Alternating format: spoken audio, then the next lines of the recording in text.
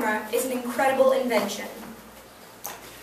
It helps us remember important events, like birthdays and family vacations. The images they capture can transport us to faraway places that we may never go to except in our imagination. Understanding what happens inside a digital camera when you take a picture and knowing the history of the camera can give us a new appreciation for this complicated machine and can even help us take better pictures. Today, I'm going to go over the history of the camera, the 4 basic activities that happen inside a camera to produce a picture, and a few tips on how to take beautiful pictures. According to thinkquest.org, in 1814, Joseph Niefore Nipiche took the first ever picture using what he called the camera obscura. To take this picture, he had to leave the shutter open and wait for 8 hours. It wasn't until 1975 the digital camera was invented by Stephen Sasson of Brooklyn, New York. He worked for Kodak and had the idea to develop the camera that would store its pictures digitally instead of on film. His success was not even fully realized until the personal computer became a household item, and people began to put their pictures digitally and display them on social networking sites on the internet. However easy it is to take a picture, it is not at all easy to produce a picture. It's a complicated process that happens so fast that sometimes it seems like it appears by magic. The process that makes a picture, however, is not magic. It's chemistry and physics. When it comes to pictures, it's all about light. Without light, a camera cannot take a picture. Because believe it or not, the way you see colors, it's not because they are a color. It's because light reflects off of them and your brain deciphers it as a certain color. There are 4 steps that happen each time you click the shutter button. Step 1. Light energy is converted into electrical energy using either a charge-coupled device, CCD, or a complementary metal oxide semiconductor, CMOS. These small chips have thousands of tiny squares on them that read the light energy in terms of intensity and brightness. When the light comes in through the lens, it bounces off a mirror that breaks the light into a prism, which means that the light is broken into its separate colors. This allows the CCD, or CMOS, to pick up the specific light colors. Step 2. As these tiny squares read the light, it creates a specific electrical charge that is then sent to the firmware, where the signal is further translated so it can be understood as color and other light qualities that the CCD or CMOS picked up. Step 3. The firmware then makes a picture out of all the data it received. It's kind of like a puzzle. All the information from the CCD is sent individually from the tiny squares. So, once the firmware reads all the information and deciphers it, it puts the picture together so it can be understood by us mere humans. The picture is made up of pixels, which are composed of 3 basic colors: red, green, and blue. 50% green, 25% red, and 25% blue. You may be wondering how you can take a picture of something yellow or pink and the process still works.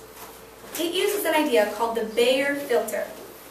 In any given color, the colored pixels have differing intensity of color, which, incredibly enough, when all 3 colors are working together, they can create any color imaginable.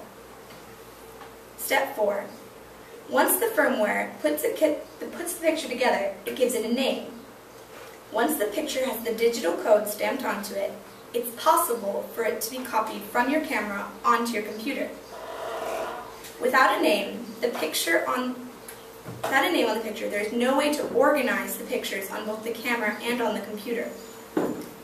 While the picture is being stamped with its name, it's also being stamped with the date and time it was taken.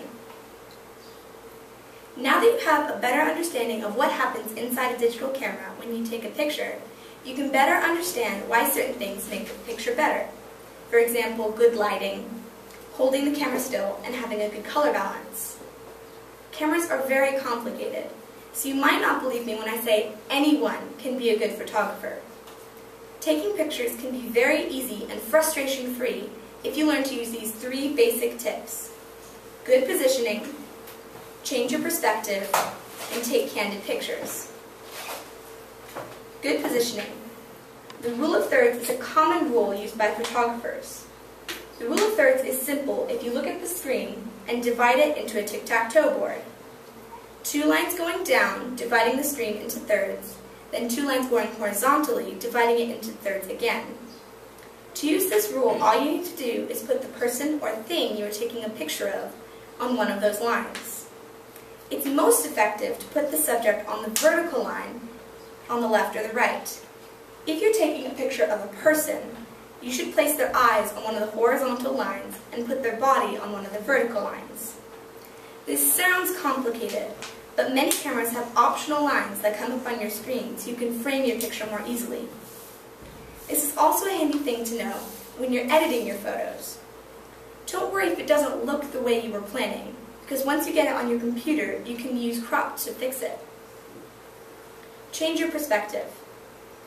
When you find something you want to take a picture of, it's important to try to see it in another perspective. Try to look at it in a way that you wouldn't normally. If you want to get an interesting picture of something that you think is cool, that you see every day, sometimes it's hard to get a good perspective, because you always look at it in the same way. What I like to do is try to clear my mind and imagine that I'm looking at it for the first time. Think about what it is that interests you about your subject, and get pictures of commonplace things. These pictures are sometimes the best ones because they show things in a way that's not normally seen. Take candid pictures. To really capture the mood of the situation or someone's personality, take a candid picture. If you take a photo of someone when they do not expect it, you can get a picture of them how they really are. When you get pictures of people when they're relaxed and unsuspecting, you can sometimes catch them making a funny face or doing something they might not normally do on camera. As you prepare to take a picture of a group of friends, find out where you want to take the picture. From what angle is the light the best? Which angle do I want to take a picture of? Position your camera and get the frame exactly where you want it. Take a couple of pictures, then step back for a minute and let them relax a little. Get a few snapshots of them talking and laughing. At first, it's a little bit difficult, and some pictures might not turn out the way you want them to. But once you practice, it starts to come naturally, and pretty soon you're taking professional pictures with ease. Imagine, every time you point your lens at a flower or group of smiling friends, your camera is preparing to do dozens of complicating tasks. First, it takes in the light, converts the light into electrical energy. The energy is deciphered multiple times until finally the picture is stamped with a name and time and pops up on your screen. Amazingly enough, this takes no more time than it does to snap your fingers. And before that even happened, you've positioned and planned your picture.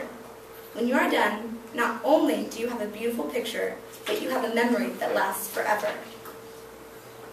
This incredible machine, once understood, can never be taken for granted, because it not only produces beautiful works of art, but it is in itself a work of science and ingenuity. Thank you.